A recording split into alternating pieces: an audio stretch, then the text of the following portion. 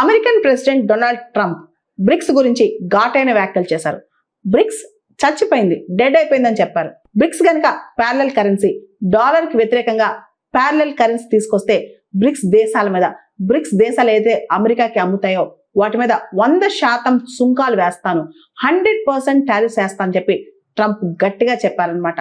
Trump's మొదటి నుంచి bricks కి వ్యతిరేకం.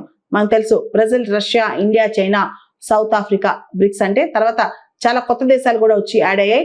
ఇప్పుడు బ్రిక్స్ సంబంధించి అమెరికా చాలా ఘాటుగా వ్యాఖ్యానిస్తుంది. డొనాల్డ్ ట్రంప్ కి బ్రిక్స్ అస్సలు నచ్చట్లేదు.